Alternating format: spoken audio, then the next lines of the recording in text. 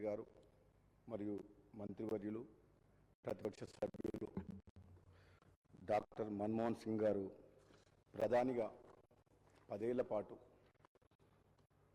పారదర్శకంగా దేశాన్ని ఏ విధంగా పరిపాలించారు, ఎంతటి గొప్ప నిర్ణయాలు తీసుకుంటూ దేశ అభివృద్ధి కోసం, ప్రజా సంక్షేమం కోసం, దేశ సమగ్రత కోసం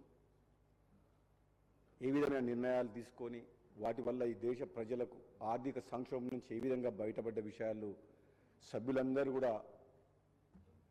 ప్రస్తావించారు. కాబట్టి మళ్ళీ ఆ ప్రస్తావనలు పోకుండా కేవలం ఒక్క విషయం అయితే చెప్పగలుగుతా అధ్యక్ష, జీవితంలో అందరికీ రాదేమో అటువంటి అవకాశం మన్మోహన్ సింగ్ గారు ప్రధానమంత్రిగా ఉన్నప్పుడు 2009 నుంచి 14 వరకు పార్లమెంట్ సభ్యునిగా ఉండడం, పార్లమెంట్ చరిత్రలోనే మీ పార్లమెంటు నా సహచర పార్లమెంట్ సభ్యులందరం కలిసి తెలంగాణ గొంతు వినిపించి 5 ఏళ్ల పాటు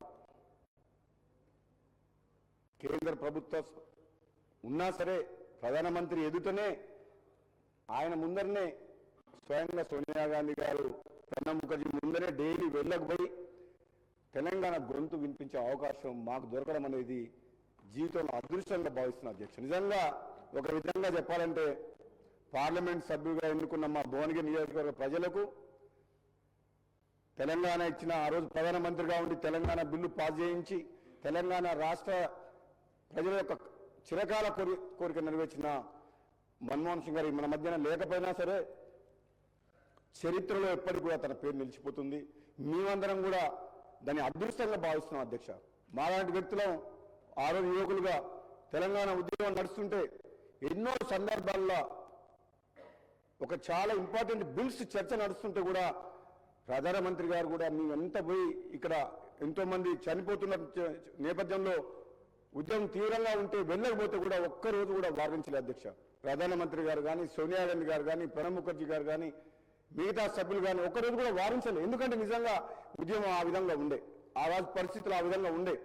పార్లమెంట్ సభ్యులను తెలంగాణకు సంబంధించిన 12 మందిని ఎప్పుడు కూడా తెలంగాణ జరుగుతున్న ఎప్పటికప్పుడు వాళ్ళ కళ్ళకు అద్దినట్టు 5 ఏళ్ల పాటు మేము మా గొంతు వినిపిస్తుంటే ఏనాడు కూడా ఒక్క మాట చెప్పలేదు అధ్యక్ష.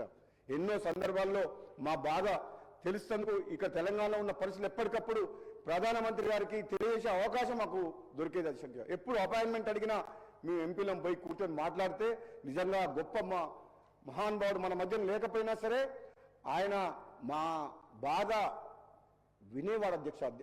తక్కువ మాట్లాడినా సరే చాలా సందర్భాల్లో మేము 15 నిమిషాలు 20 నిమిషాలు అన్ని ఎప్పటికప్పుడు వింటుంటే ఒక్క మాట మాట్లాడేది, తప్పకుండా మీకు న్యాయం జరుగుతుంది అనే మాట మాత్రం ఒకటే మాట అధ్యక్ష, ఎప్పుడు ఆ మాట అనేవాడు అధ్యక్ష. అన్నిటికంటే ఇంకా అదృష్టమైంది అధ్యక్ష ఇంకొక విషయం, ఎక్కువ సమయం తీసుకోను. 2014లో తెలంగాణ వచ్చిన తర్వాత పార్లమెంట్ ఎన్నికల సందర్భంగా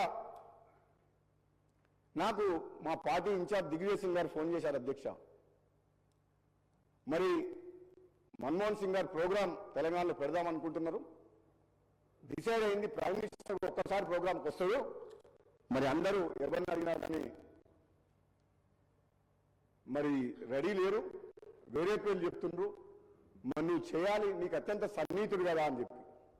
అవును అధ్యక్ష, నిజంగా నాకు ఒక గొప్ప అదృష్టంగా భావించి 2014లో 2009లో ఎన్నికల సందర్భంగా సోనియా గాంధీ గారు ఎక్కడైతే వచ్చి సభ పెట్టామో అదే స్థలంలో సెంటిమెంటల్ గా మళ్ళీ మన్మోహన్ సింగ్ గారితో దాదాపు 3 లక్షల మంది ప్రజలతోటి ఆయన తెలంగాణ ఇచ్చిన మాట మేము నిలబెట్టుకున్నాం, మాకెంత కష్టమైనా అని చెప్పి ఆ సభ ద్వారా మన్మోహన్ సింగ్ గారు చెప్పిన అధ్యక్ష. నిజంగా మన్మోహన్ సింగ్ గారు అధ్యక్ష ఎందుకో నేను ఓడిపోయిన తర్వాత నన్ను పిలిపించి కూడా మాట్లాడింది అధ్యక్ష.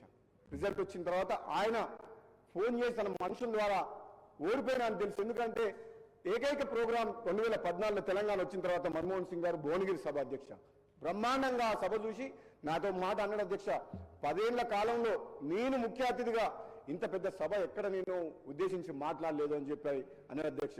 కానీ మా అదృష్టం మీరు రావడం, ఈ భువనగిరి గడ్డ మీద, ఈ తెలంగాణ గడ్డ మీద తెలంగాణ రాష్ట్రం ఇచ్చిన తర్వాత మొట్టమొదటిసారిగా ప్రైమ్ మినిస్టర్ హోదాలో మీరు ఇక్కడ రావడం మాకు అదృష్టంగా భావిస్తున్నామని చెప్పి ఎప్పటికి కూడా జీవితాంతం గుర్తుపెట్టుకునే క్షణాలు అధ్యక్ష. నిజంగా ఎమోషనల్గా ఈ ఒక్క మాట చెప్పదు అధ్యక్ష, మన్మోహన్ సింగ్ గారు ఎప్పుడు కూడా పట్టించుకోవట్లేదు అని చెప్పి అనుకునేటోళ్ళు చాలా మంది అధ్యక్ష. తప్పు అధ్యక్ష. ఆయనకు మా బాధ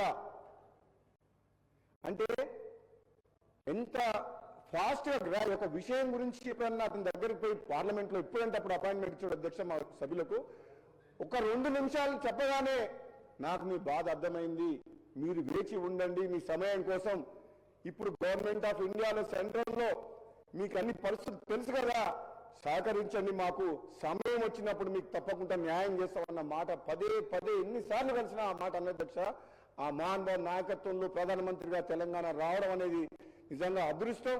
ముఖ్యమంత్రి గారు ఆలోచన ఏదైతుందో మొట్టమొదటిగా తన స్టాచ్యూ ఒకటి చాలా పెద్ద పార్క్ లాంటి ఏదైనా మంచి స్టాచ్యూ కూడా కాదు, ముఖ్యమంత్రి గారికి నా అభిప్రాయం మాత్రం వ్యక్తం చేస్తున్నా, మంచి ఒక పార్క్ టైప్ ఒక ప్రైమ్ మినిస్టర్ గారి పేరు మీద మన్మోహన్ సింగ్ గారిని నెలకొల్పాలని చెప్పి తెలంగాణ ప్రజలు ఎప్పుడు కూడా మన్మోహన్ సింగ్ గారు సేవలు చేసిన వాళ్ళు మర్చిపోకుండా మిగతా మన సభ్యురాలు ఇప్పుడే సబితా ఇంద్రారెడ్డి గారు చెప్పిన స్కిల్ డెవలప్మెంట్ యూనివర్సిటీ అటువంటిది కూడా పేరు పెట్టాలని చెప్పి తెలియజేస్తూ నాకు అవకాశం ఇచ్చినందుకు ధన్యవాదాలు అధ్యక్ష. Thank you.